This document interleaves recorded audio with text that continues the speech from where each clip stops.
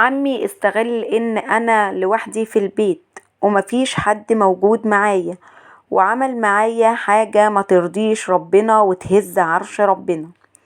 ياريت تكملوا معايا حكايتي للآخر، وبالله عليكم تحطوا لايك للفيديو علشان يوصل لكل الناس، وكمان اعملوا شير على أوسع نطاق علشان أكبر قدر يقدر يستفيد من الفيديو، وكمان أقدر أعرف أخد إزاي حقي من عمي، وعلشان كمان كل بنت تاخد بالها كويس جدا من أقرب الناس ليها.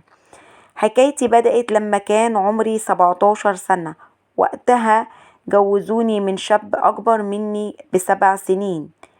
بصراحة من ليلة الدخلة كان عنده مشاكل في موضوع العلاقة الزوجية، وكمان عنده مشاكل في حكاية الحمل والإنجاب. كان عنده مشكلة في الخلفة يعني.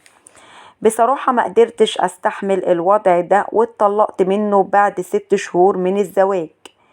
حكيت لأمي كل اللي كان بيحصل مع زوجي بالتفاصيل ومشاكله في العلاقة الخاصة بالتفاصيل، وطلقوني منه بالفعل، وأخدت كل حقوقي الزوجية، وكمان أخدت كل حقوقي الشرعية.